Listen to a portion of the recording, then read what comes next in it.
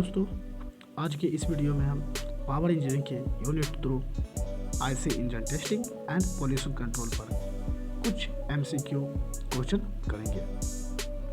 तो चलिए video start करते हैं। हमने पिछले वीडियो में यूनिट 1 के आईसी इंजन पर एमसीक्यू क्वेश्चन देखा था।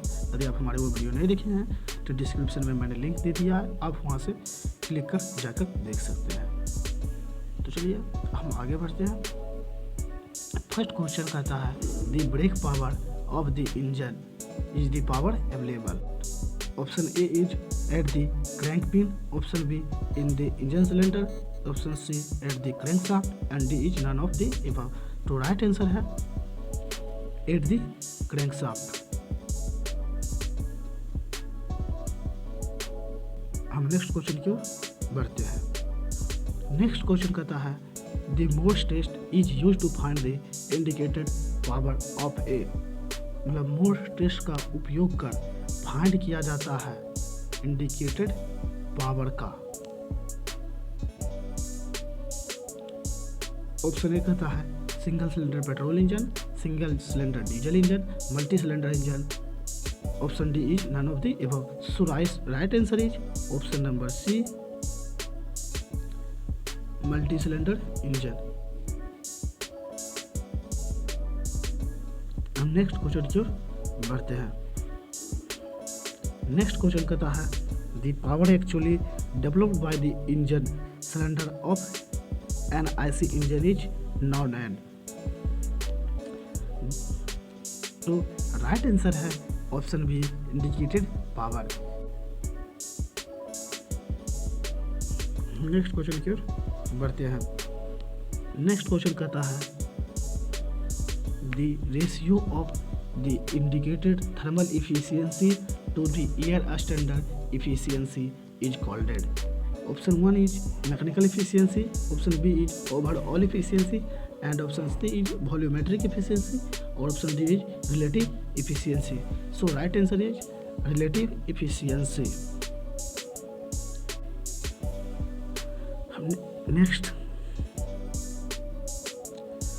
the ratio of brake power to the indicated power of an IC engine is called as। Option A is mechanical efficiency, B thermal efficiency, C volumetric efficiency or D is relative efficiency। So right answer is mechanical efficiency।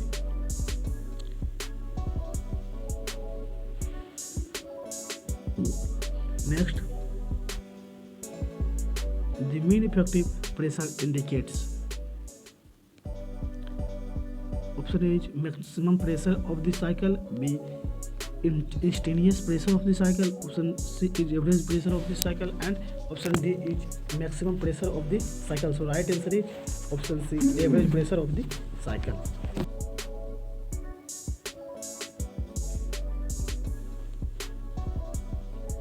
So next, the specific fuel consumption is defined as the।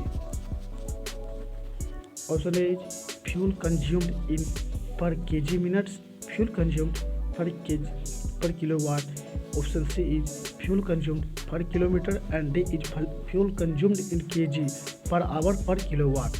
So right answer is option D।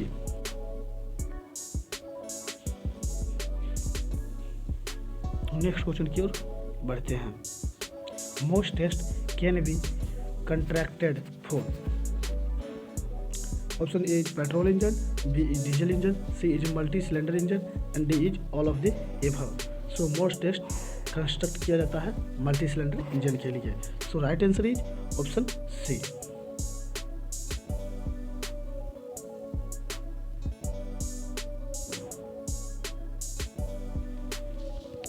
The ratio of the work obtained at the crankshaft in the given time to energy supplied during the same time is called as indicated thermal efficiency। So right answer is option C।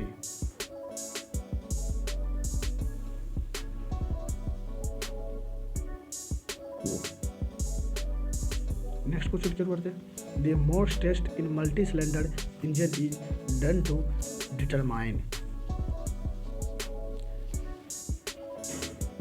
Option A is air flow to the engine, volumetric efficiency, indicated power and mechanical efficiency।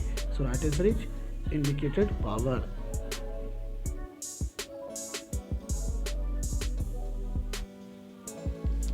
Next question कहता है the preference of diesel engine for a road transport is due to easier starting, low operating cost, low specific fuel consumption over a large range of road, and this is complete combination of charge. So right answer is option C. Low specific fuel consumption over a large range of load.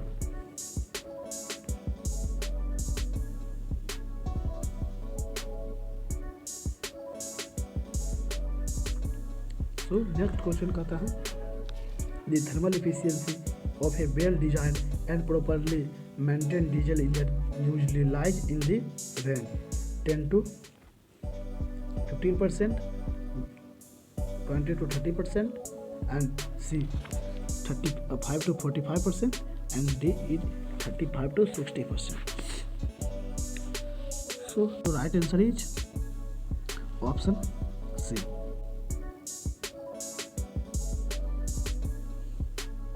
Next, which one of the following automobile exhaust gas polluted is a major causes of a photochemical smog? One is nitrogen oxide, B is sulfur oxide, C is carbon monoxide, and D is hydrocarbon. So right answer is option A is right answer. Next question की ओर बढ़ते हैं. Next question कहता है if the speed of the engine is increase the indicated power will be.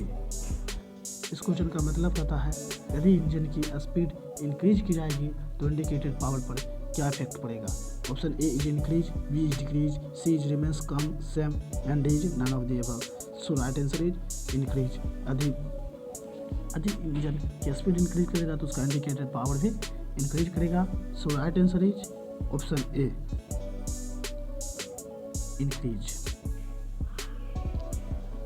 15 number question कहता है the thermal efficiency of petrol engine is about. कहता है 15%, B 30%, C 50%, and D is 70%. So the right answer is option B 30%. 16 number question कहता है the catalyst used in the reduction converter is. Option A is copper, B charcoal, C radium, and D is platinum. So right answer is radium.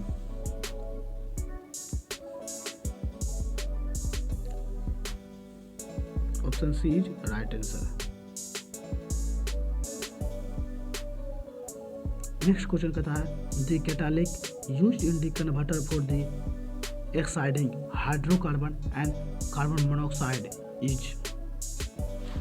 One is copper, B is charcoal, C is radium, and D is platinum. So right option is option D, platinum.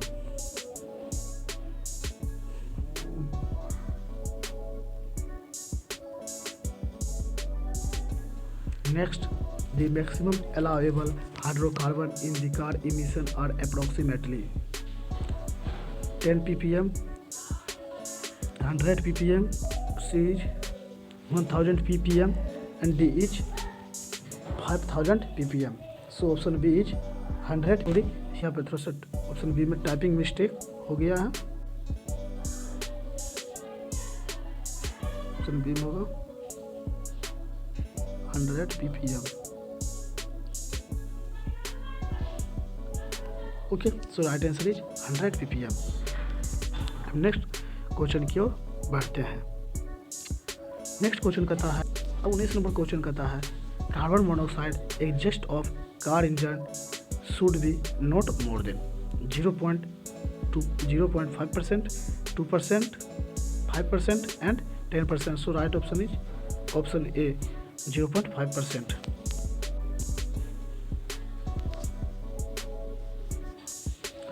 Most test is conducted on multi-cylinder engine to find the engines.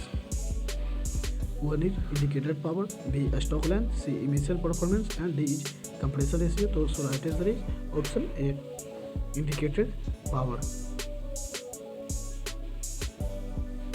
Question number 21 कहता है the silencer of an IC engine is number 1, option number A reduce noise, B decrease brake specification fuel consumption, increase brake specific fuel consumption, and D is has no effect on efficiency. So right answer is reduce noise। silencer के उपयोग करके हम ऐसे engine से निकलने वाले आवाज़ों को कम कर सकते हैं। नेक्स्ट क्वेश्चन नंबर 22 कहता है the indicator on an IC engine is used to determine IHP, option B कहता है BHP, C speed and D is temperature। so right answer is IHP। Next question की ओर बढ़ते हैं। नेक्स्ट क्वेश्चन कहता है the ratio of volume of charge admitted at an PT to the shift volume of the piston is called mechanical efficiency, B is overall efficiency, C is volumetric efficiency और D is relative efficiency. So right answer is option C volumetric efficiency.